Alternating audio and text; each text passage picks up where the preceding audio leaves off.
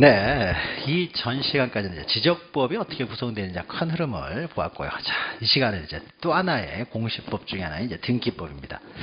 자, 그럼 우리가 부동산 등기법을 이제 하게 되는데요. 이 등기라는 말은 등기법에서 처음 등장하는 것이 아니라 등기란 말이 가장 먼저 등장하는 것은 여러분 민법 시간에 등장을 하죠.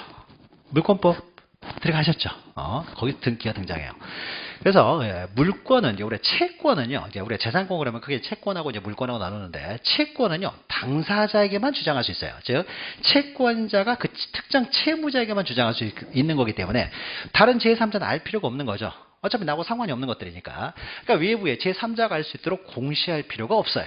어차피 당사자들끼리만 주장하는 문제이기 때문에. 근데 물권은요, 부동산에 대한, 그러니까 우리가 물건에 대한 권리, 물권은요, 모든 사람에게 주장할 수 있잖아요. 여기에 대해서 내가 어떤 소유권을 가지고 있다 그러면 모든 사람에게 주장할 수 있기 때문에 모든 사람에게 주장하기 위해서는 그 전에 모든 사람이 알 수 있도록 공시가 먼저 돼야 돼요. 공시.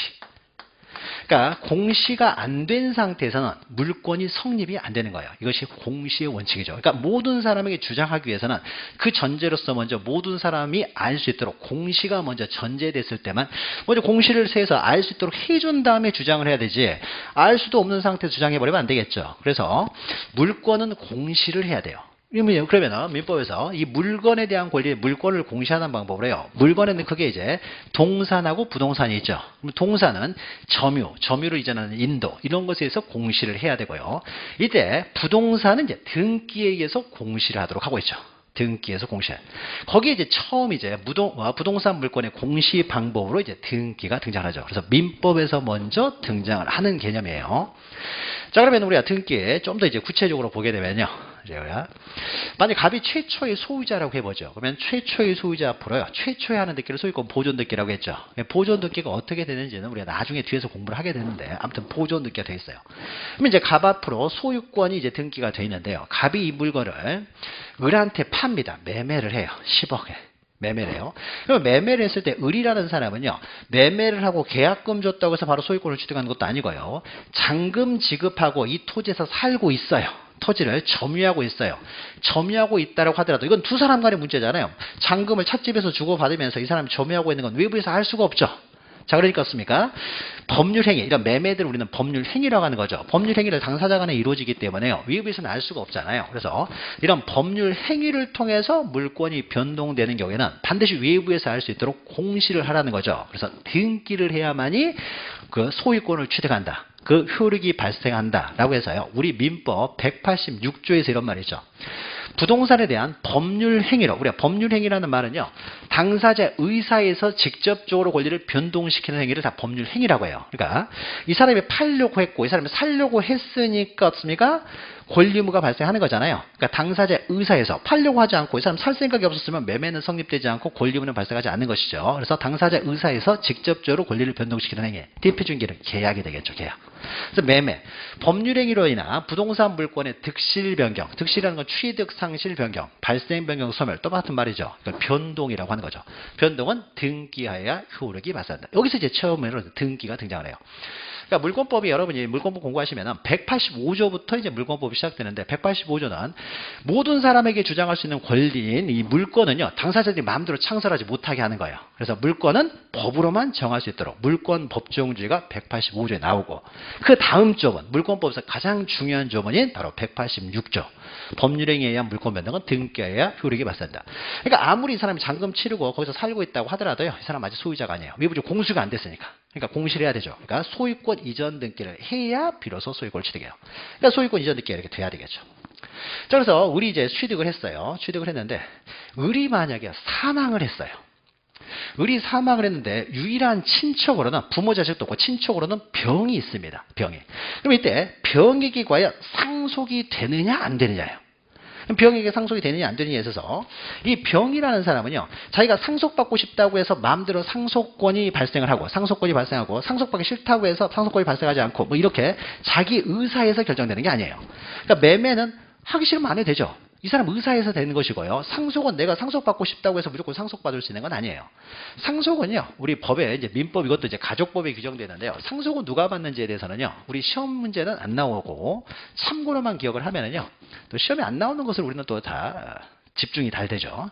자, 그러면 만약에 만약에 여기 A라는 사람하고요, B라는 사람이 뭐 고론을 해가지고 여기 자식이 뭐 D, E, F 세 사람이 있고요. 그다음에 이 사람에게는 어머니가 한 분 또 뭐 F, G 뭐 이런 사람이 있다고 해보죠. 홀어머니가 계신다고 해보죠. 근데 이 사람이요 한 9억 정도의 재산을 가지고 있어요. 그리고 나서 이 사람이 사망을 했어요. 사망을 하게 되면 이제 상속이 이루어지겠죠. 상속을 누가 어떻게 받느냐에 있어서는 우리 민법에서요 1순위로 누가 상속을 받냐면요 자식들이 상속을 받아요. 그러면 자식들 우리가 직계 비속들이 원칙적으로 상속을 받습니다. 우리가 비속 그러면요 나보다 학년이 낮은 사람이에요. 그러니까 내 자식, 조카 이런 사람들 다 비속이 되는데 앞에 직계 이런 말이 붙으면요 바로 내 직접 자식들이에요. 자식, 손자 얘들이 1차적으로 상속을 받습니다. 그러니까 자식이 있을 때는 부모는 상속을 한 푼도 못 받는 거예요. 근데 만약에 자식이 하나도 없어요. 자식이 하나도 없으면요 그때는 부모가 받아요. 그러니까 여기서도 직계, 존속은 나보다 학년이 높은 사람이에요. 그러면은 이모, 고모, 삼촌들이 다 여기에 해당되지만은 직계 존속 그러면은 내 부모, 할아버지, 할머니 이렇게 가는 거예요. 직계 존속이 상속을 받아요. 없을 때만 상속을 받습니다. 그럼 배우자는 어떻게 상속을 받느냐 하면은 배우자는 직계 비속이 상속을 받을 때요 공동으로 같이 상속을 받아요. 자식들이 없어가지고요. 자식들이 없어서 부모만 계신다. 그러면요 이 부모와 공동으로 상속을 받아요. 직계 존속과 공동으로 상속을 받습니다. 배우자는. 근데 만약에 자식도 없고 부모도 없어요. 그러면 자기가 단독으로 상속을 해요. 근데 배우자는요 5할을 가산해요. 그래서 상속분은요 이 사람 1대 1대 1대 1.5 이렇게 받아요. 배우자는 좀 더 5할을 가산합니다. 2명이면은 1대 1대 1.5. 자식이 없으면 이제 1대 1.5 이렇게 받는 거예요. 근데 비속도 없고 자식도 없고 부모도 없고 배우자도 없어요. 그러면 누가 상속을 받느냐? 내 형제들이 있죠. 형제자매가 상속을 받습니다. 근데 형제자매도 없어요. 그러면 누가 상속을 받느냐? 그때는 삼촌들이 상속을 받아요. 촌수로 삼촌. 그러면 삼촌은 그러면요 친삼촌만 말하는 건 아니에요. 모계 부계 다 동일하게 하기 때문에 외삼촌, 이모, 고모 다 포함되는 거예요. 나하고 삼촌지간에 있는 사람들, 뭐 조카들도 있겠어요. 이 사람들이 상속을 받아요. 근데 삼촌 관계에 있는 촌수로 삼촌 관계에 있는 사람도 아무도 없어요. 그때는 사촌이 상속을 받아요. 사촌.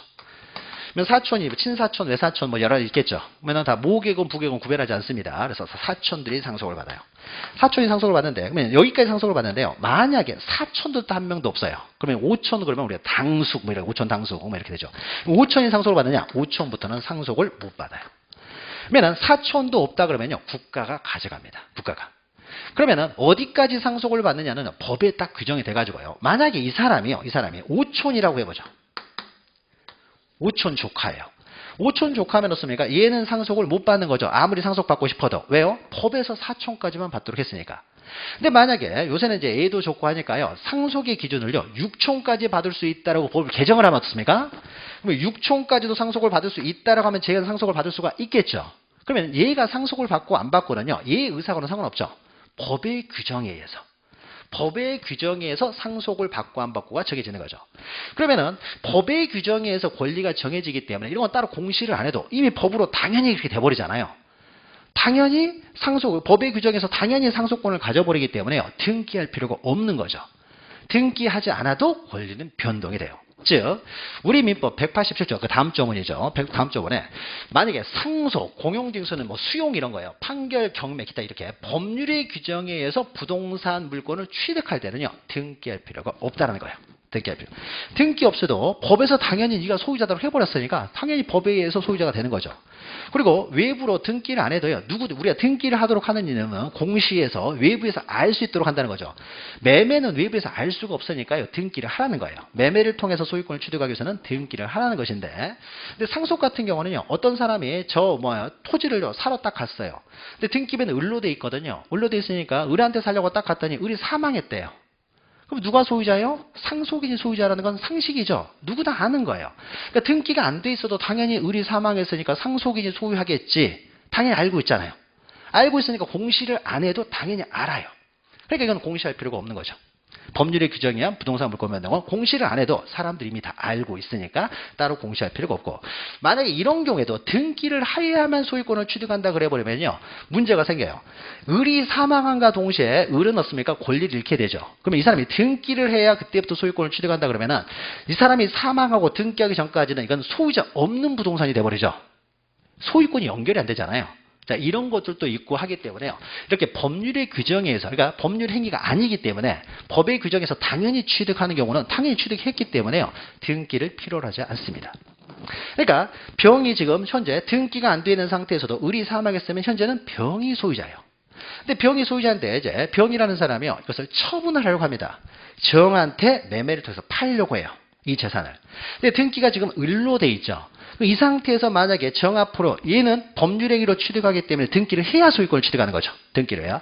그럼 이때요. 을에게서 정에게로 직접 이전 등기를 할 수가 없잖아요. 사망한 사람으로부터 이전 등기가 될 수가 없으니까.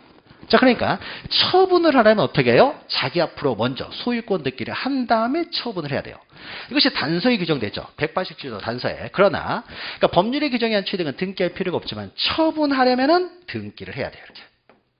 처분하려면 등기한 다음에 처분을 해야 병에게 먼저 이전 등기가 된 다음에 정에게 이전 등기를 해야 정이 소유권을 취득하는 거죠. 그래서 법률의 규정에 의한 물권 변동에 있어서 그렇습니까? 등기를 해야 또 처분할 수 있는 거예요. 그럼 여기서 또 등기라는 말이 나오는 거죠. 그래서 물권법의 대이제 원칙, 두 가지 조문. 여기서 이제 등기가 먼저 등장하고요. 그 다음에 여러분이 계약법을 하다 보면 임대차를 다뤄요. 임대차. 그럼 임대차를 다루게 되는데요. 만약에 정이 지금 소유자인 상태에서 소유권 등기가 돼 있어요.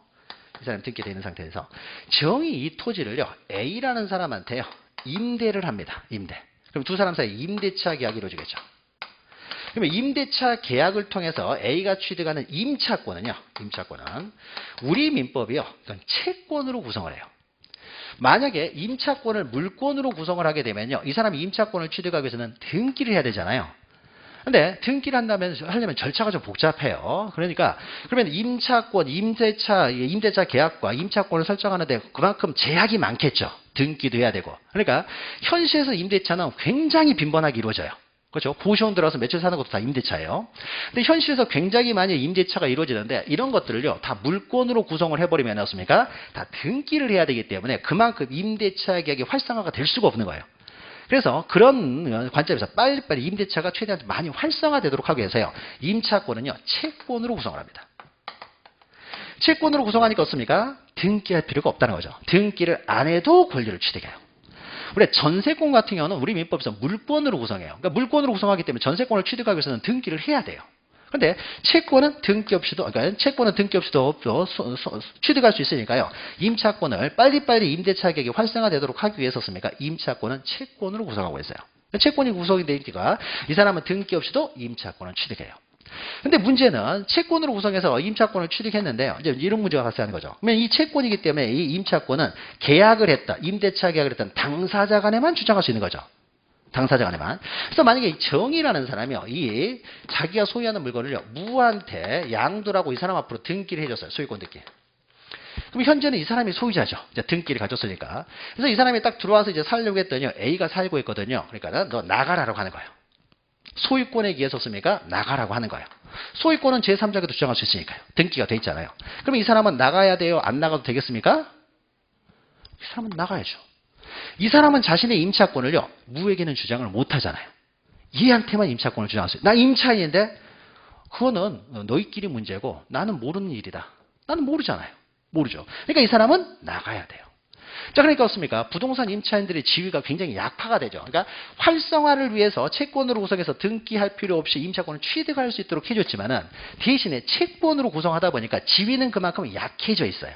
약해져 있다 보니까 만약에 부동산 소유자가 바뀌게 되면 이 사람은 나가야 되는 문제가 발생하는 거예요. 물론 안 나가고요. 그냥 나한테 월세 주면서 계속 살아라고 할 수는 있겠지만요. 나가라고 하면 또 나가야 돼요. 그러니까 어떻습니까? 부동산 임차인의 지위가 굉장히 약화된 거죠. 그래서 우리 민법에서요. 부동산 임차인들의 지위를 강화시키기 위해서요. 이건 채권이지만요. 예외적으로 등기할 수 있도록 해줍니다. 그러면 등기라는 방법으로 공시가 되면 어떻습니까? 그러니까 제3자에게 주장하기 위해서는 기본적으로 공시가 전제가 돼야 된다는 거죠. 그러면 등기가 안 돼 있을 때는 공시가 안 돼 있었기 때문에 얘는 자기 임차권을 주장을 못했지만요. 이제 등기가 먼저 됐다는 거죠. 돼가지고 임차인이라는 것이 외부적으로 공시가 되고 있죠. 되고 있으니까 나중에 물건을 취득한 이 사람한테도 주장을 할 수가 있게 되는 거죠. 그래서 이제는 임차권은 등기 없이도 없습니까? 권리는 취득하지만은 만약에 그랬을 때는 이 사람은 계약 당사자에게만 주장할 수 있지만은 만약에 등기를 하게 되면 이제 제3자에게도 주장하는 대항력이 발생하는 거죠. 그래서 부동산 임차권에 대해서는 우리 민법에서 예외적으로 채권이지만요 등기할 수 있도록 해주고 있어요. 그래서 부동산 임대차를 만약에 등기를 하게 되면 이제는 제3자에게도 효력이 발생한다. 여기서도 또 등기가 등장합니다. 등기가. 근데 뭐 이것 외에도요 이제 더 이제 지나가다 보면은요. 근데 임차권을 등기해 주는 경우는 거의 없죠. 거의 없어요. 그러면 이때 이제 특히 문제가 되는 게 주택일 때가 특히 이제 문제가 되는데요. 주택에 대해서 없습니까? 그러면 주택을 만약에 임대해서 들어갔다고 해보죠. 그러면 주택에서 임차해서 들어갔는데 이제 임대를 해주고 임차에 들어갔어요. 그러면 주택에 대해서도 임대차이기 때문에 없습니까? 등기가 만약에 안 돼 있으면요. 등기가 안 돼 있으면 A는 임차권을 정하게만 주장할 수 있죠. 근데 정이라는 사람이 이 주택을요, 무한테 팔았어요. 그래서 무가 들어와서 살려고 하니까 이 사람이 살거든요. 그러니까 그렇습니까? 나가라고 했더니 나 임차인인데 못 나가. 그거는 네 사정이고 너희들끼리 문제고 나가라. 그럼 이 사람 나가야 되는 거예요. 등기가 안 됐으니까, 공시가 안 됐으니까 제3자는 모르잖아요. 나가야 되는 거예요. 자, 그럼 나가야 되는데 그러면 A가 없습니까? 등기가 돼 있으면 대항할 수 있는 거죠. 근데 등기가 돼 있으면 대항할 수 있는데 임차권 등기는 안 해주죠. 전세도 등기 안 해주잖아요. 근데 임차권 등기, 이 등기를요, 자기가 마음대로 할 수 있는 것이 아니라 공동으로 해가지고 신청해서 임대차 등기, 임차권 등기를 해야 되는데 이 사람 집주인이 등기 안 해주죠. 안 해주니까 이 사람이 등기가 안 돼 있어요. 등기가 안 돼 있다는 건 외부로 임차권이 공시가 안 돼 있으니까요. 집주인 밖에서 나가라고 하면 무조건 나가야 되는 거예요. 자, 나가야 되니까요. 이제 토지 같은 경우는 좀 그래도 뭐 어쩔 수 없다. 등기 그러면 빨리 하라 이거예요. 하라는데 안 했으니까 어쩔 수 없는 거예요. 만약 얘가 무한테 주장할 수 있으면 무가 손해를 보잖아요. 무가 손해. 그러니까 누군가가 이익을 보면 누군가가 반드시 손해를 보기 때문에요. 그러니까 누구를 좀 우선할 것이냐요. 소유자를 우선하겠다는 거예요. 자, 그런데 만약에 주택일 경우에는 이제 문제가 커지는 거죠. 일반 토지와는 다르죠. 주거 안정과도 관계되잖아요. 그럼 주거 안정과도 관계되어 있는데 그렇다고 해서 없습니까? 이 사람이 무조건적으로 등기도 안 되는 상태에서 주장을 해버리면은요, 이 사람이 손해를 보기 때문에 등기 안 되는 상태에서는 나가야 되는 거예요. 그러면 등기를 집주인이 해주면 되는데 안 해준다는 거죠. 자, 그래서 그러면 안 해주니까 국민들이 주거 안정에 문제가 생기니까요. 이제 입법자들이 이제 생각해 봅니다. 등기는 집주인들이 이렇게 안 해주는데 그러면 등기 없이 다른 방법으로 이 주택에 세입자가 있다는 것을 공시하는 방법이 뭐가 있을까? 제3자에게 주장하기 위해서는 반드시 공시가 전제가 돼야 되니까 공시하는 방법 뭐가 있을까 생각해 봤더니요. 주민등록이라는 게 있더라고요. 주민등록. 주민등록은요. 전입신고하면 주민등록 되죠. 그럼 이때요. 정이라는 사람의 무한테요. 이 주택을 파는 과정에 있었습니까? 등기부에는 얘가 안 나타나죠. 근데 주민등록 등본을 봤더니요. 주민등록 등본도 좀 보자 그래서 봤더니요. 주민등록 등본을 봤더니 얘가 주인인데 사는 사람은 얘가 살고 있어요. 얘가 살고 있다는 게 무슨 의미예요? 세입자가 있다는 거잖아요. 주민등록을 통해서도 세입자가 있다는 것을 공시가 가능하구나. 그리고 이 주민등록은 혼자서도 얼마든지 할 수 있구나 해가지고 등기가 안 돼 있다고 하더라도 살고 있는 사람을 보호하기 때문에 점유해서 이 주민등록을 한 사람, 이 사람 주민등록 돼 있으면 이것에 있어도 공시가 되겠구나 해서요. 주민등록만 돼도 제3자에게 대항할 수 있도록 해도 상관이 없겠구나 해서 특별히 만든 법이 주택임대차보호법이죠. 그래서 주택임대차보호법에서는 등기 없이도 점유와 주민등록에 의해서 세입자가 있다는 걸 공시하게 함으로써, 공시가 됨으로써 제3자에게 대항할 수 있도록 해주는 거죠. 그래서 우리가 월세 들어간다든지 하게 되면 어떻습니까? 제일 먼저 가서 뭐예요? 전입신고하죠. 전입신고. 그리고 주민등록 되면은 비록 등기가 안 돼 있어도 그러면 외부에서 알잖아요. 세입자가 있다는 사실을. 그래서 알 수 있기 때문에 이 사람이었습니까? 이제 대항력을 가질 수 있는 거죠. 상가 같은 경우는 어떻습니까? 이제 사업자 등록을 하게 되면 상가를 사는데 상가를 판다고 해보죠. 그래서 장사하고 있는 사람이 있는데요. 상가를 보니까요. 소유자는 정인데요. 거기서 장사하고 있는 사람이 있어요. 사업자 등록은 세무서에서 하는 겁니다. 그럼 세무서 물어보면요. 거기에 그 건물에 사업자 등록 누가 되는지 알려줘요. 그럼 사업자 등록돼 있는 사람이 있어요. 그럼 장사하고 있다는 사람이 있다는 거죠. 세입자가 있다는 게 공시가 되잖아요. 그러니까 상가 건물 같은 경우는 이제 사업자 등록을 통해서 공시가 되겠구나. 대항력을 갖게 되는 거죠. 그럼 우리가 보통 이제 그 전입신고 이제 먼저 이사 가면 가장 먼저 세입자로 이렇게 월세 들어갈 때는 이제 전입신고 하는데 전입신고 하러 갈 때 또 반드시 가져가는 게 뭐예요? 계약서죠. 그럼 보증금이 없으면 상관이 없는데 보증금이 있을 경우에요. 그러면은 주민등록 등본에 보증금이 얼마라는 건 안 나오죠. 그러면 보증금에 대해서도 내가 그 순위에 따라서 우선 변제를 받으려고 하는데 주민등록에는 없습니까? 보증금이 안 나오잖아요. 보증금은 어디 있어요? 계약서에 있잖아요. 계약서에. 그래서 계약서를 들고 가가지고요. 계약서에요. 그 날짜에 보증금 얼마, 나중에 보증금을 증액시켜버렸는지 하게 되면 뒷사람이 손해볼 수 있기 때문에 계약서에 확정일자를 받으라고요. 그 날짜 일자를 받은 거예요. 그러니까 그 계약서에 있는 보증금에 계약서 있기 때문에 보증금의 확정일자를 받으면 어떻습니까? 이 확정일자 순서에 따라서 우선 변제도 받을 수 있는 거예요. 그러니까 전입신고만 돼 있고요. 만약에 계약서에 확정일자가 없으면 보증금 우선 변제는 못 받는 거예요. 나중에 마음대로 조작해버릴 수가 있기 때문에. 그래서 그 날짜에 확정일자를 받으면 이제 보증금도 그 날짜 순서에 따라서 우선 변제도 받는 거예요. 그러니까 우리가 전입신고를 할 때 뭘 들고 와요? 계약서 들고 가는 거죠. 계약서 들고 와서 거기다가 도장 딱 받는 거죠. 확정일자. 자, 이런 식으로 이제 주택임대차보호법, 상가건물 임대차보호법에서 이제 보호를 해주고 있는 거죠. 그런데 요거는 이제 여러분 민법 시간에 공부하는 것이고요. 우리는 이제 등기를 중심으로 다는 거고, 가끔씩 이제 우리 민법에서, 등기법에서도요, 주택임대차보호법, 상가건물 임대차보호법의 내용이 나와요.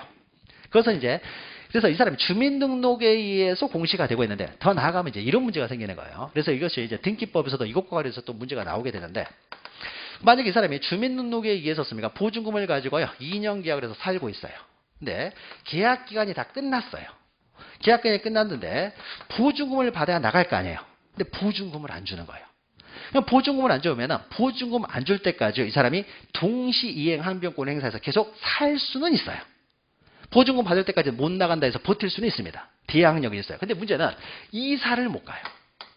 자기가 여기서 살고 있다고 했습니까? 아파트가 이제 분양을 받아가지고 아파트 들어가려고 해요. 그럼 보증금 빼가지고 이제 아파트로 들어가야 될 거 아니에요.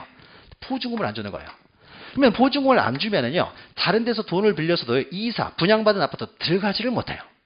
이사를 가버리는 순간 어떻습니까? 주민등록이 사라져버리죠. 주민등록이 사라지는 순간요, 대항력이 사라지면서 우선변제력도 사라져버려요. 내가 보증금 우선 변제를 못 받게 돼버리는 거죠. 그러니까 이 사람은 어떻습니까? 이사도 못 가고 계속 버텨야 되는 거예요. 그러니까 이 사람이 좀 불쌍하죠. 그래서 A라는 사람이요, 이사를 못 가는 거예요. 이사를 못 가요.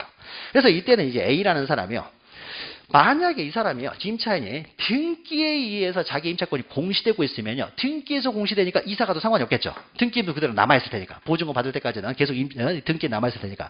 그래서 만약에 등기가 돼 있으면 어떻습니까? 이사를 가도 상관이 없잖아요.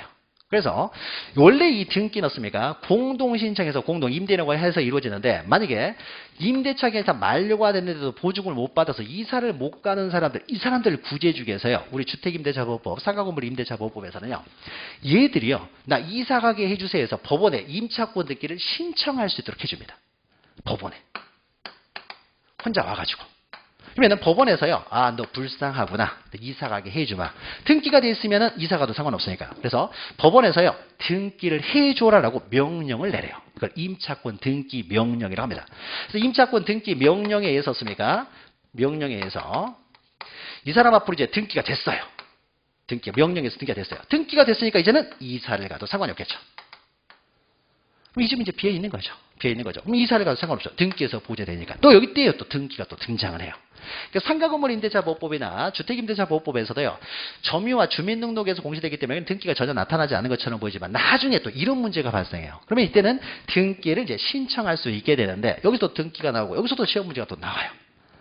그러니까 계속 이제 민법하고 연결시켜서 계속 가는 거예요. 이게 우리 등기법이에요. 자, 그러면 우리의 등기에 있어서는요, 그러면은 자, 등기가 이제 여러 가지 이제 등장을 하는데, 여러분이 다 등기를 이제 민법 시간에 등장합니다. 그러면은 등기의 기능은요, 여러 가지 기능이 있죠. 그래서 법률에 의한 물권 변동의 효력 발생 요건이 되고요. 또 법률이 규정한 물권 변동은 등기 없이도 효력이 발생하지만 처분하기 위해서는 등기를 해야 되니까 처분 요건이 되고요. 또 나아가서 임차권 등의 부동산 채권도 등기를 하게 되면은 이제 대항을 할 수 있는 대항 요건의 기능도 갖는 거죠. 그러면 이러한 등기의 기능은 어디서 규정하고 있어요? 민법에서 규정하고 있는 거죠. 그래서 우리 민법에서는 무엇은 등기해야 되고 무엇은 등기할 수 있고 이런 것들을요, 민법에서 규정을 합니다. 그럼 이제 민법에서 규정을 하고 있으면요, 내가 매매를 통해서 소유권을 취득하려면 등기를 해야 되면은, 그러면 등기를 할 때 언제, 어디서, 어떻게 등기를 해야 되는지 그 방법이 나와 있어야 되겠죠. 그래야 등기를 할 거 아니에요. 언제, 어디서, 어떻게 해야 되는 방법이 규정되지 않았으면 등기를 할 수가 없잖아요. 취득할 수도 없고. 내가 상속을 받았어요. 상속은 등기 없이도 취득하지만요, 처분하려면 등기를 해야 되는데, 그럼 상속 등기는 언제, 어디서, 어떻게 해야 되는지 방법이 나와 있어야지 상속 등기를 해서 처분할 수 있겠죠. 근데 그 방법이 규정되어 있지 않았으면 등기를 못 하는 거잖아요. 임차권 등기도 마찬가지로 언제, 어디서, 어떻게 해야 되는지 그 방법이 나와 있어야 되겠죠.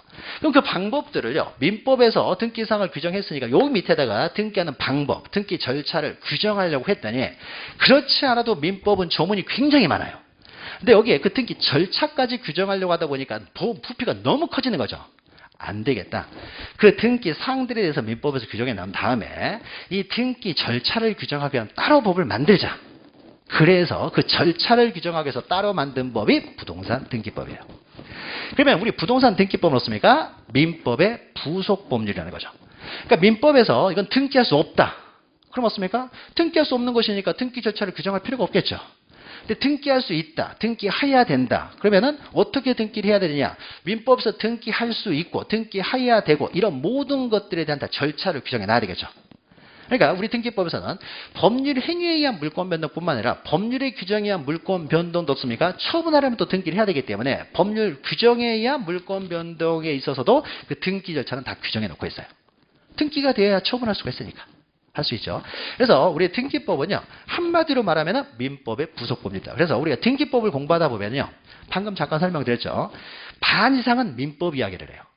근데 반 이야기를 민법이라고 하는데요. 사실 민법에 대한 내용을 정확히 알아야 사실 요 사항들은요. 여러분 민법 시간에 공부를 하고 우리 등기법에서는 절차만 해야 되는데 여러분들이 민법과 공시법을 동시에 공부하다 보니까 민법이 완전히 이해가 안 된 상태에서 등기법을 같이 공부를 한다는 거죠. 같이 공부하기 때문에 민법도 아직 권리에 대한 정확한 이해도가 없는데 그 절차를 해버리면요. 굉장히 어렵죠. 근데 굉장히 어려운데 여러분이 이제 계속 이제 민법을 해 나갈 거 아니에요. 그러면 민법을 해 나가서 민법을 이제 안다는 걸 알게 되면 이제 그 절차가 좀 편해지는 거고. 근데 민법을 잘 모르면은 등기법이니까 민법을 아예 모른다. 그럼 등기법 아예 접근을 안 되고. 그래서 예전에 잠깐 설명드렸는데 이 등기법은요. 민법을 다 안다라는 전자에서 한 걸음 더 들어가는 민법의 심화 강의다 생각하시면 돼요. 민법도 어려운데 등기법 그러면 얼마나 더 어렵겠어요. 그러니까 민법의 심화 강의라는 거죠. 심화 강의 때문에 민법을 다 알고서 한 걸음 더 들어가는 거예요. 근데 처음에는 민법이 다 정리가 안 돼 있기 때문에 등기법이 그만큼 어렵지만 민법이 어느 정도 되면은요. 그만큼 이제 등기법도 쉬워지고 또 한편에서는요. 등기법을 하다 보니까 민법을 더 잘 이해하게 돼요. 방금 설명했던 거 들으면 민법에서 배웠던 내용이 확실히 이제 딱 명확해지는 거죠. 등기법을 하면서 오히려 또 민법이 또 정확하게 되고 잘 이해하게 되는 거죠. 그래서 우리 등기법 공부를 하다 보면요. 등기법 시간에는 반 이상은 민법 이야기를 하고 해요. 그러니까 여러분이 민법을 잘 모르시니까 처음에 할 때는 그래서 민법 이야기를 다 제가 설명을 해요.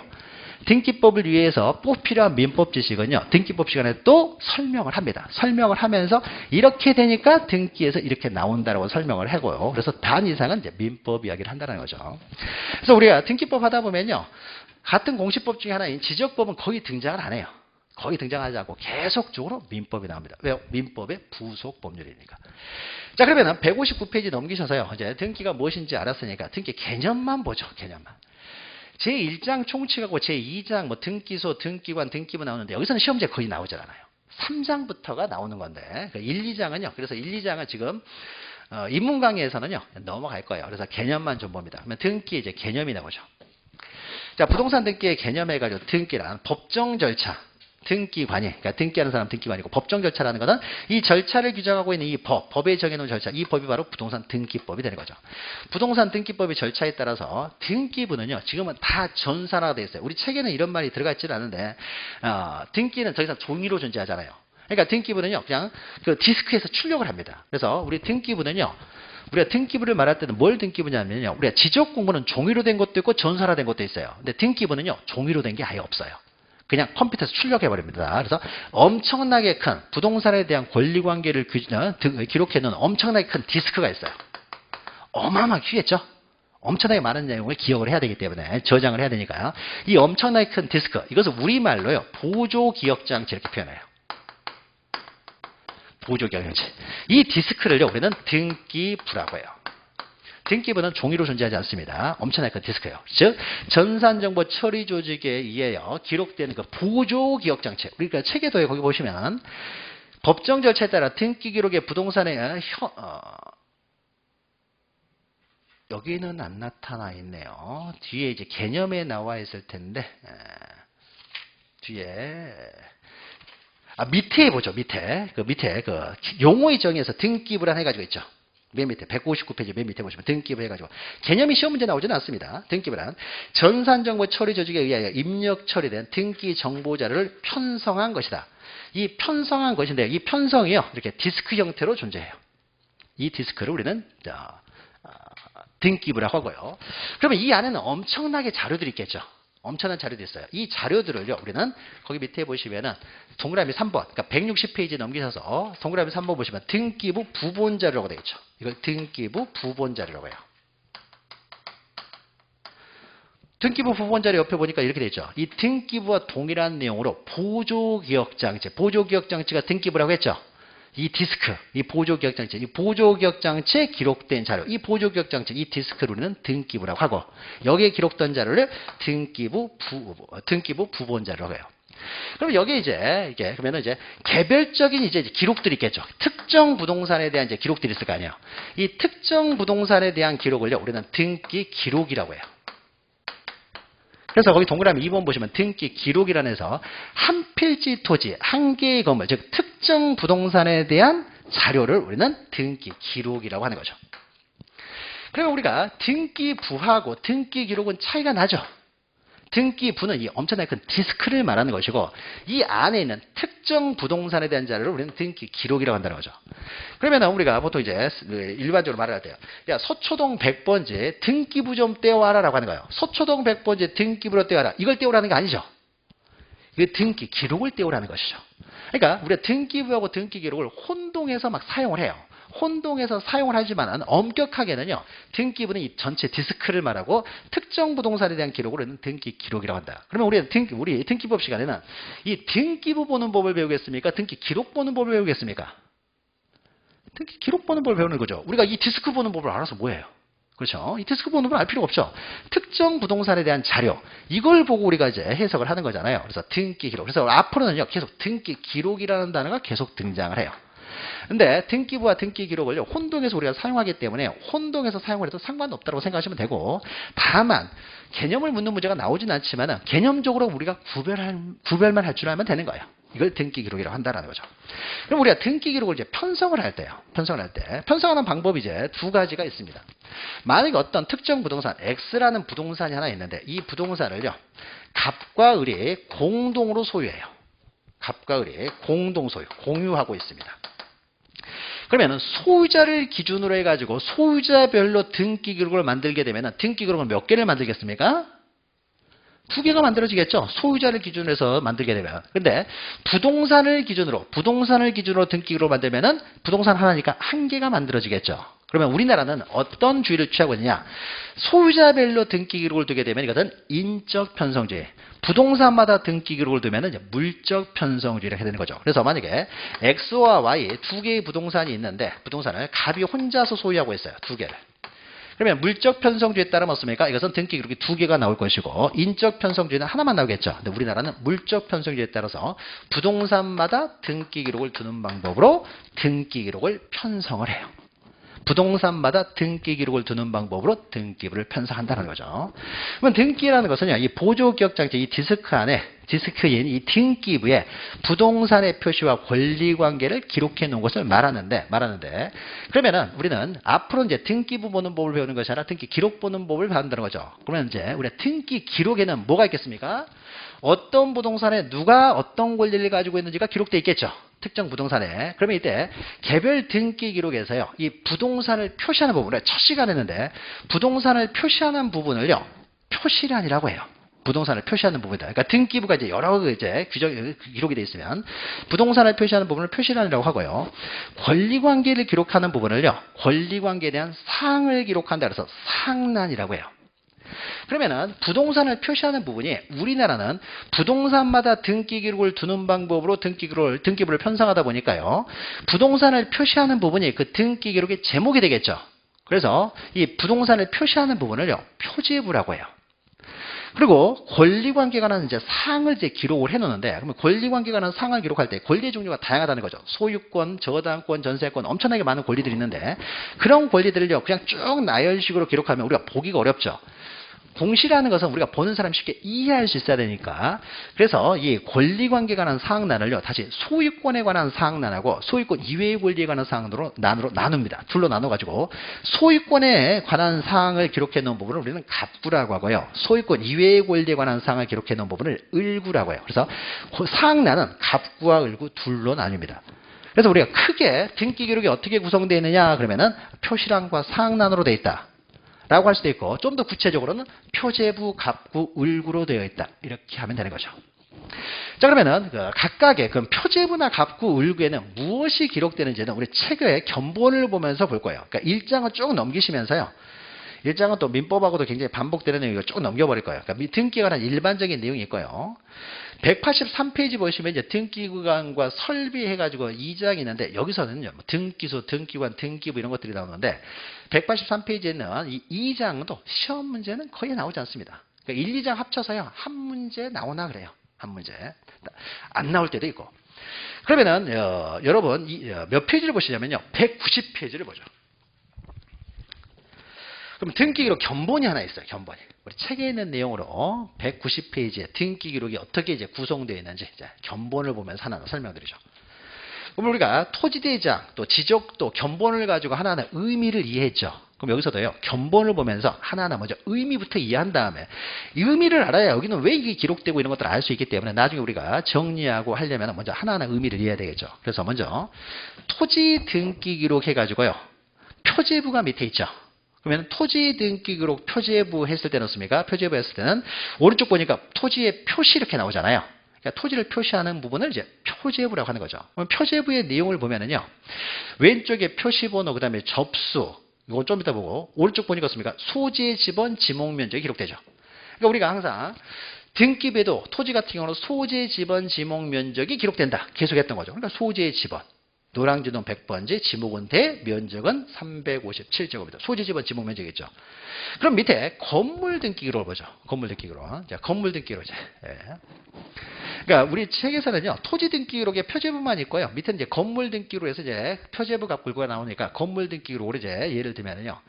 건물 등기 기록에서는 이제 그러니까 건물을 이제 표시하는 부분이 들어가겠죠. 토지를 표시하는 부분으로 소재 지번 지목 면적이 들어갔으면은 이제 건물 등기 기록의 표제부, 그러니까 건물을 표시하는 표시란이 바로 표제부가 되는 거죠. 내용을 보면은요. 먼저 기본적으로요, 이 건물이 어디 있는, 건물을 이제 표시하는 거예요. 건물이 위치한 소재 지번을 적습니다. 이 건물이 어디에 있나. 자세한 내용은 건축물 대장에 있는 내용이 되겠죠. 건축물 대장을 보고 옮겨 적겠죠. 건물이니까. 동작구 노량진동 100번지에 있는 소재하고 있는 건물이라는 거죠. 근데 동작동 노량진동 100번지에 있는 건데요. 만약에 건물이 하나만 있을 수도 있고요. A동 두 건물이 있을 수가 있는 거죠. 그러면 100번지 안에 건물이 두 개가 있으면 어떻습니까? 이때는 건물 번호도 적으라는 거예요. 하나만 있을 때는 건물 번호를 적을 필요 없죠. 어차피 하나밖에 없으니까. 근데 건물이 두 개가 있을 때는 A동이냐 B동이냐를 또 표시해야 되겠죠. A동도 별도의 건물, 별도의 건물이니까. 그래서 건물 번호는 건물이 두 동 이상 있을 때, 이 토지 위에 건물이 두 동 이상 있으면은 A동, B동 건물 번호를 표시하는 것이고, 여기는 건물 번호가 안 나왔다는 것은요, 건물이 하나밖에 없기 때문이죠. 그래서 건물이 어디에 위치한지를 먼저 적고요. 그 다음에 이제 어디 위치한 줄 알았으면 이제 건물이 이제 내역을 적습니다. 그러면 우리가 토지 같은 경우는요, 토지에 뭐 지목이나 면적을 적을 텐데, 건물이니까 지목이 없겠죠. 지목 대신에 이제 구조를 적어요. 구조. 벽돌조, 기와지붕을 가진 단층 주택. 구조. 그 다음에 였습니까? 면적은 77제곱미터다. 면적. 그래서 건물에 대해서 이제 자세히 표시를 하는 거죠. 건물 내역에.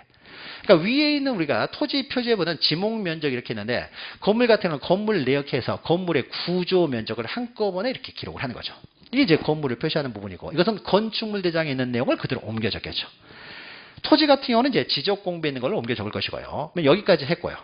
그럼 왼쪽에 있는 내용은 뭐냐면요, 오른쪽은 뭐 안 보셔도 돼요. 이것이 과거에는 종이로 돼 있다가 그래서 전산화시켜서 옮겼다는 거야. 이기라는 거는 옮겨 적었다, 이런 의미니까 특별한 의미가 있는 건 아니고요.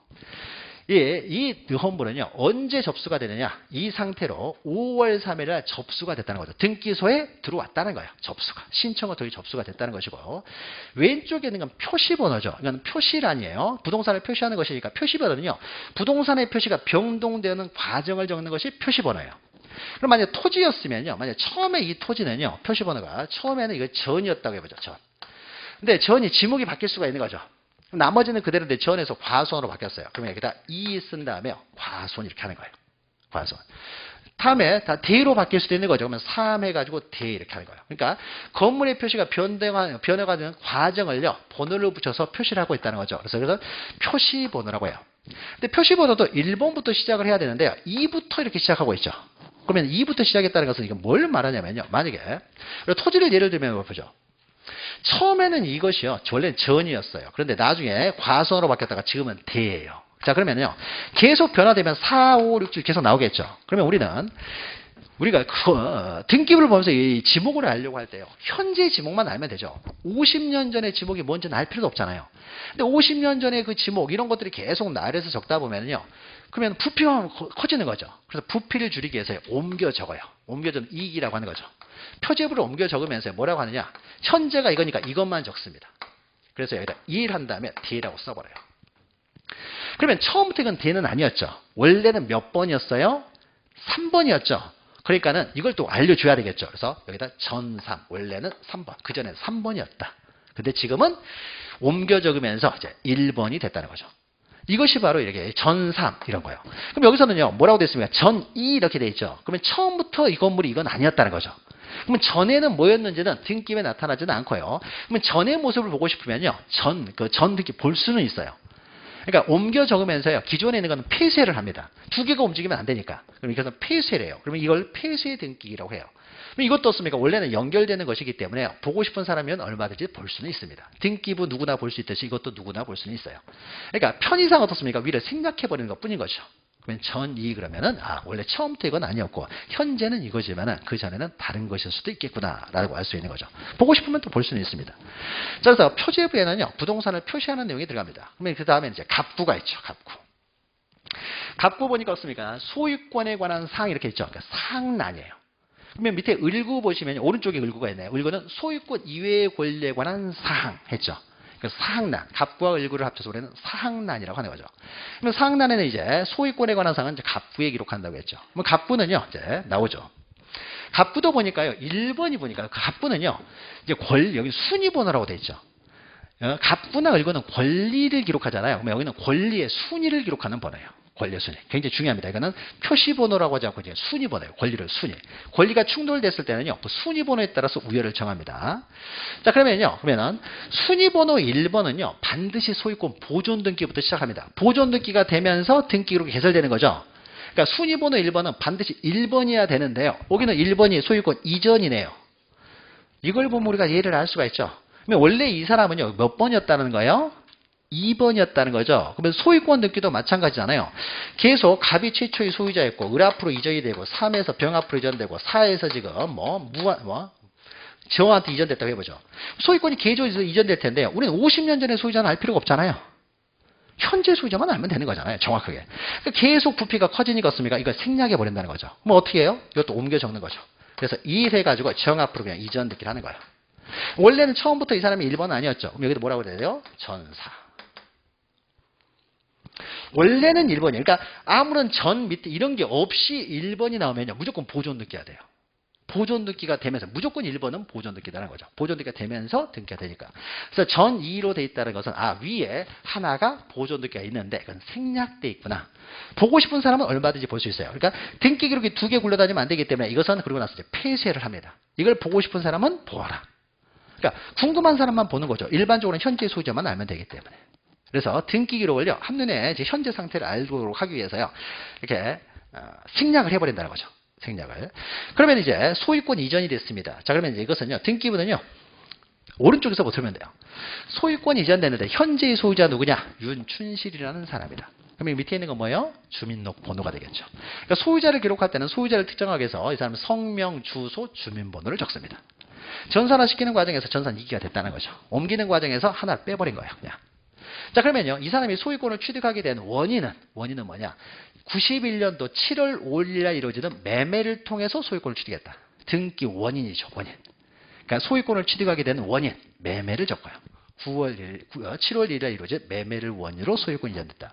근데 매매만 해서 소유권이 이전되는 건 아니죠. 등기가 돼야 소유권을 취득하는 거예요. 그러면 등기를 하기 위해서는 등기소에 와가지고 등기를 신청할 거 아니에요. 신청하면 등기소에 이제 접수가 이루어져요. 그러면 등기소에 접수된 날짜가 나옵니다. 그러면은 91년 7월 7일 날었습니까? 이날이 접수일자가 되는 거예요. 접수일자. 자, 사항란, 갑구나 을구에 기록되는 내용은 다 동일해요. 토지든 건물이든 이거 어차피 권리니까 토지든 건물이든 갑구을구는 동일하기 때문에 우리 측에서도요. 갑구을구는 어떻습니까? 토지에 대해서는 생략이 되는 거죠. 어차피 건물 등기부와 동일하기 때문에. 그리고 갑구나 을구에 기록되는 사항도 또 동일해요. 동일해요. 그러니까 누가 어떤 원인에서 어떻게 소유권을 취득했는지를 기록해 놓고 있으니까요. 그러면 접수 번호는 뭘 의미하냐면요. 자, 만약 을이라는 지금 윤춘실이 지금 소유자예요. 소유자. 91년 7월 1일 날 매매를 통해서 소유권을 취득했다고 하는데 매매한 날 소유권을 취득하지는 않겠죠. 왜냐면 윤춘실은 언제 소유권을 취득했느냐라는 거예요. 자, 그러면은 7월 1일 날요. 접수가 됐죠. 7월 7일이네요. 7월 7일 접수가 됐죠. 7월 1일 날 매매를 하고 그러면 신청을 하면 접수가 되겠죠. 그러면 접수됐다고 해서 그날 바로 등기되는 거 아니에요. 접수를 하면요. 얘들이 심사를 합니다. 제대로 등기 신청이 들어왔는지 심사를 해가지고요. 그 다음에 실행을 통해가지고 이제 나중에 완료가 돼요. 등기가 이제 다 완료. 이것도 오늘 완료가 어떻게 되는지를 또 이제 등기 절차 총론 다음 시간에 자세히 배워야 될 텐데 완료가 돼요. 자, 완료가 되면은요. 이 완료가 언제 됐냐면 7월 7일 날 접수가 돼가지고 이 완료가 7월 10일 날 됐다고 해보죠. 그러면은 다른 사람이 소유하고 있다가 갑이 소유하고 있다가 이제 뭐 이렇게 해가지고 갑에서 이제 이에서 을 앞으로 이전되가 됐겠죠. 그때 을은 언제 소유권을 취득하느냐라는 거예요. 등기가 완료되면 완료일 이때 소유권을 취득하느냐와 관련돼서요. 이러면 이제 어떤 문제가 발생하냐면요. 내가 먼저 신청하면 바로 접수가 되는 거예요. 내가 먼저 접수가 됐는데 나중에 신청한 사람을 먼저 등기해 버릴 수도 있는 거죠. 등기관이 마음대로 조작해 버릴 수도 있는 거죠. 등기 순서를. 잃어버리면 문제가 생기잖아요. 그래서 등기관이 등기의 순서를 마음대로 조작시키지 못하도록 하기 위해서 등기가 완료가 되면요. 완료 시부터 효력을 발생하는 것이 아니라 접수시로 소급을 시켜요. 이때부터 효력이 발생하는 걸로 합니다. 그러면은 내가 먼저 신청하면 내가 먼저 접수가 되니까요. 내가 항상 우선이 되겠죠. 그래서 등기관도요. 접수 순서에 따라 등기를 할 수밖에 없어요. 그렇게 할 수밖에 없는 것이죠. 그러니까 등기관이 마음대로 등기 순서를 조작을 못하도록 하기 위해서요. 완료된 때부터 효력을 발생하는 것이 아니라 접수시로 소급해서 효력을 발생시킨다는 거죠. 그러니까 접수시는 굉장히 중요하죠. 그래서 접수일자를 기록하는 거예요. 그러면 접수일자 7월 7일 이날이었습니까? 윤춘실이 소유권을 취득하는 날짜가 되는 거예요. 그러니까 등기부에는 등기 완료일자를 적는 것이 아니라 접수일자를 적습니다. 접수일자. 그러면은 윤춘실이 소유권을 취득한 날짜가 7월 7일이기 때문에요. 그러면은 우리가 지적 공부에 뒀습니까? 소유자를 기록할 때는 원인과 원인 일자, 그 변경 일자를 적는다는 거죠. 그러면 지적 공부에 기록하는 윤춘실이 소유권을 취득하는 그 소유자 정리할 때 변경 원인을 적을 때는 어떻습니까? 뭘 보고 적겠어요? 이걸 보고 적는 거예요. 접수일자를 보고, 그러면 지적 공부도 바꿔야 될 거 아니야, 소유자가. 그 전에는 다른 사람이 소유자고 있었는데, 이제 윤춘실이 소유권을 취득했으니까 지적 공부의 소유자도 정리를 해야 될 거 아니에요. 그럼 소유자 정리할 때 등기부 보고 정리한다고 했죠. 그러면 언제 이 사람이 소유권을 취득했는지를 접수일자를 보고 적게 되는 거예요. 그러니까 완료일이 아니라 접수일이 중요합니다.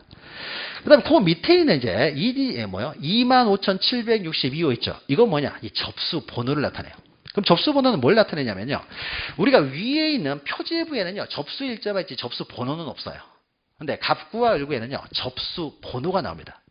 그러면 우리가 접수를 하게 되면요. 등기소가 접수를 하게 되면요. 접수 번호를 줘요. 그러니까 접수 번호. 그러면은 오전에 접수한 사람하고 오후에 접수한 사람은요. 같은 날 접수가 됐죠. 그럼 같은 날 접수가 됐으면요. 접수 일자만 있지 접수 시각은 안 나오거든요. 그러면 같은 날 접수가 되면 어떻습니까? 누가 우선되느냐를 또 구별해야 되겠죠.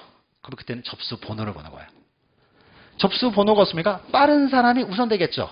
접수가 빠르니까. 이런데 접수 번호가 의미를 갖고요.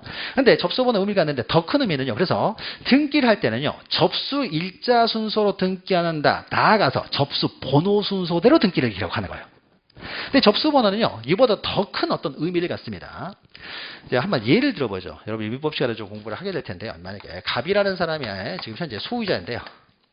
계속 민법 이야기하는 등기법은 갑이라는 소유자인데 갑은요. 만약 X 부동산을 소유하고 있는 이게 시가가 한 10억 정도 된다고 해보죠. 10억. 10억 정도 돼가지고요. 이 사람이 이 토지를 담보로 A은행에서요. 돈을 5억을 빌렸어요. 그러면은 그냥은 안 빌려주겠죠. 담보로 잡고 돈을 빌려줄 거 아니에요. 부동산에 대한 담보권을 저당권이라고 해요. 그래서 A은행에서 저당을 설정받으면서 5억을 빌려줬다는 거죠. 그래서 저당권 설정이 5억으로 되어 있습니다. 이 상태에서요. 이해가지고요. B라는 사람이 전세를 들어갔어요. 전세금이 5억이었어요. 한 10억 정도 되니까요. 이렇게 들어갔습니다. 이렇게 들어갔어요.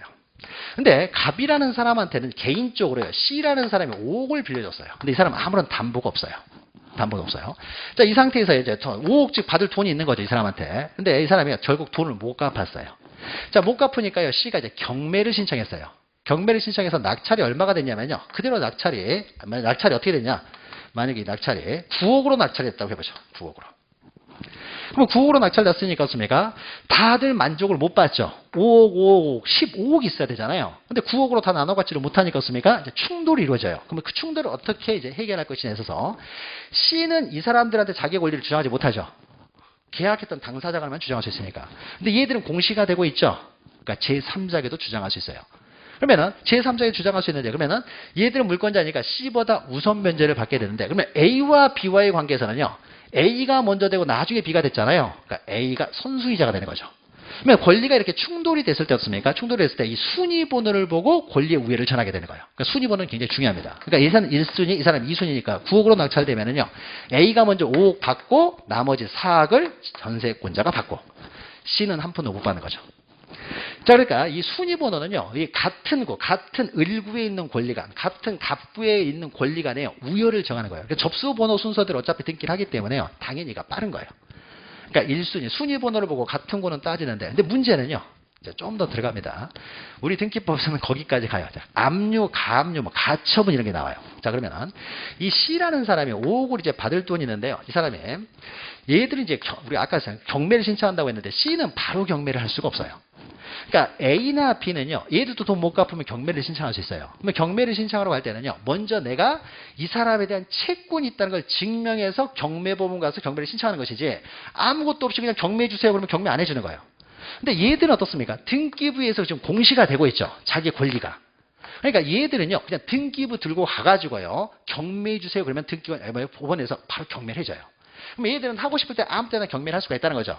그래서 이런 경매를요, 이렇게 등기되어 있는 사람, 공시되고 있는 사람이, 등기되어 있는 사람이 공매하는 것을요, 우리는 임의경매라고 해요. 그런데 C라는 사람은 어떻습니까? 등기가 안 돼 있잖아요. 그럼 이 사람이 어떻습니까? 이거 경매, 나 5억 못 받았는데 경매 좀 해주세요 해가지고요, 뭐 각서 한 장 들고 와서 경매해달라고 하면 이 사람 말만 듣고 경매를 할 수는 없는 거예요. 그러니까 C라는 사람은요, 경매를 하기 위해서는 뭐부터 해야 되냐면요, 내가 이 사람에 대한 채권자라는 걸 먼저 공적으로 증명을 해야 돼요. 그럼 증명하는 방법을 어떻게 하느냐? C라는 사람은요, 갑한테 먼저 대여금 반환 청구 소송을 먼저 제기해야 돼요. 소송을 제기해서요, 승소 판결을 받게 되면요, 그 판결에 의해서 씁니까? 자기가 채권자라고 증명됐죠. 이 판결문을 들고 가가지고 판결에 대한 강제 집행의 방법으로 경매를 신청해요. 그래서 이것을 강제 경매라고 해요. 그러니까 얘들은 그냥 가서 경매를 신청하지 못하고 먼저 소송을 통해서요, 승소 판결을 받아서 판결문 들고 와서 경매를 신청합니다. 근데 문제는요, C라는 사람이 갑한테 먼저 승소 판결을 받았는데 소제기하니까 어떻게 버리냐? 얼른 이 사람이 딴 사람한테 팔아먹고 도망가 버릴 수가 있는 거죠.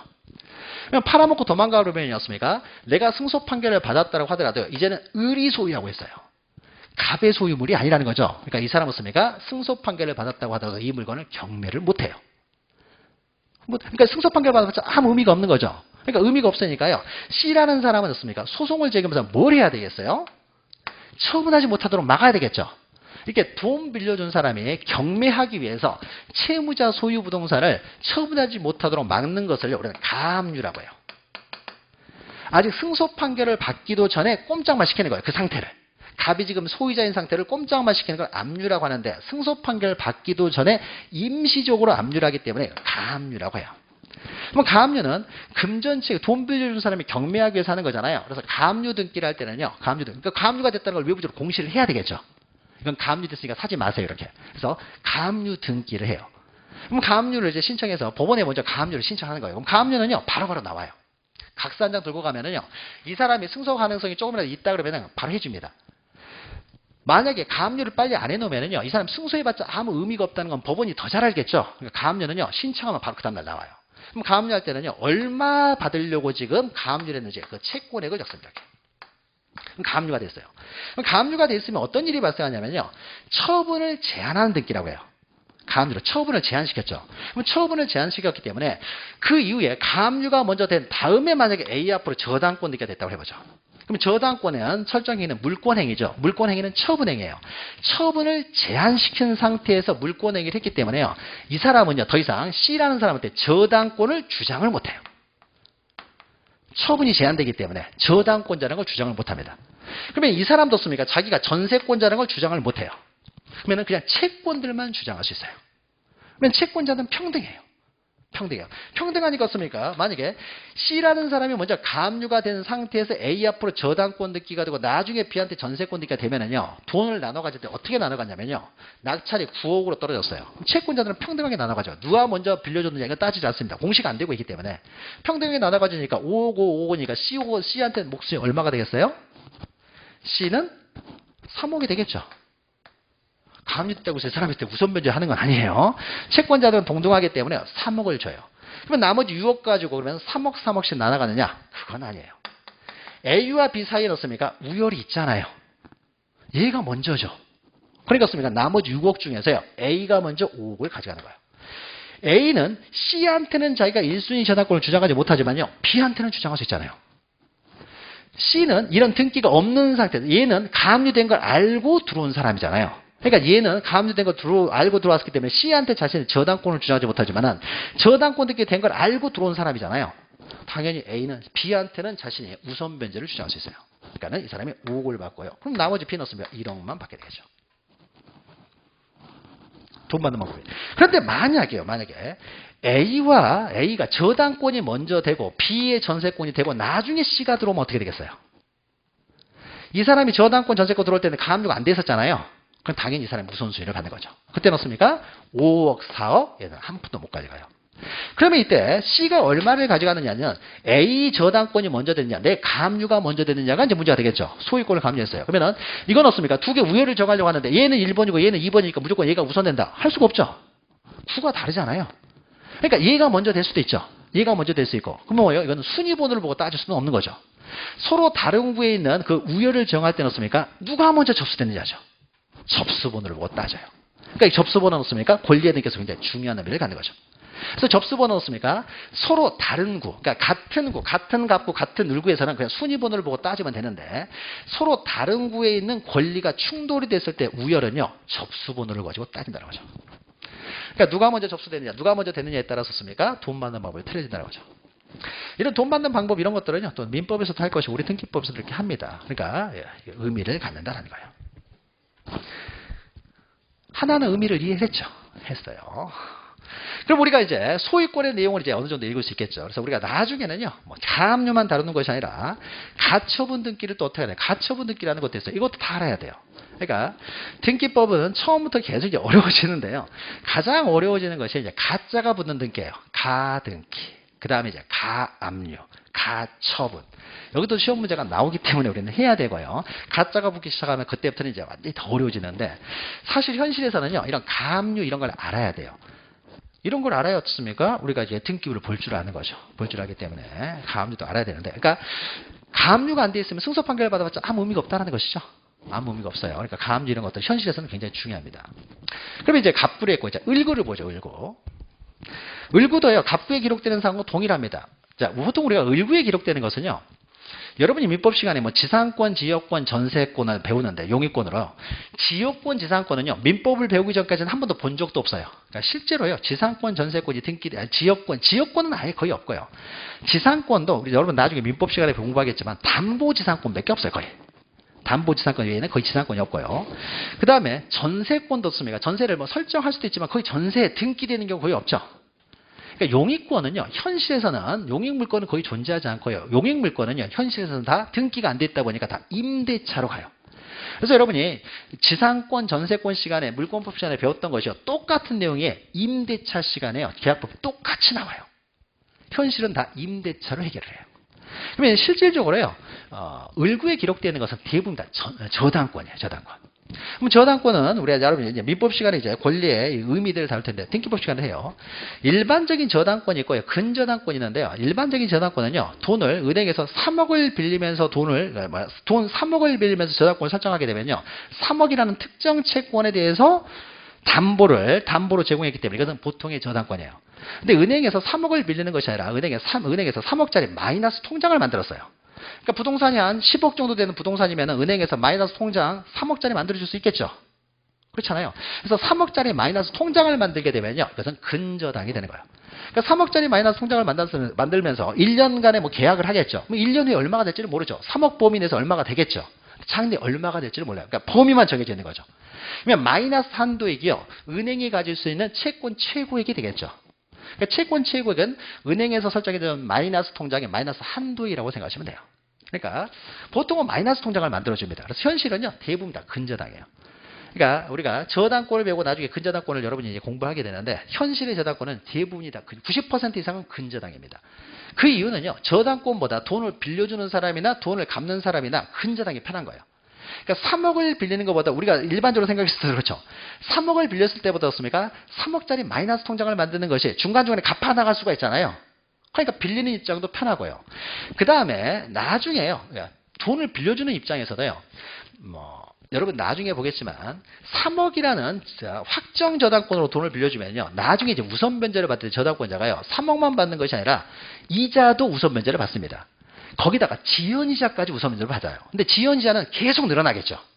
기하급수적으로 늘어나 버리기 때문에 지연이자가 너무 늘어나면 후순이자들이 손해를 볼 거 아니에요. 그래서 지연이자를 1년분으로 제한을 해요. 그래서 후순이자를 보호하는 거예요. 그러면 지연이자가 굉장히 많았다고 하더라도 이 사람은 1년분밖에 못 받는 거죠. 근데 만약에 3억짜리 마이너스 통장을 만들어 가지고요. 채권 채굴 3억으로 빌려주면요. 지연이자가 2년이 됐든 3년이 됐든 5년이 됐든 이 범위 내에서는 다 우선 변제를 받아도 후순이자가 손해보는 일이 없겠죠. 그럴 거 아니에요. 그러니까 어떻습니까? 돈을 빌려주는 입장에서도 어떻습니까?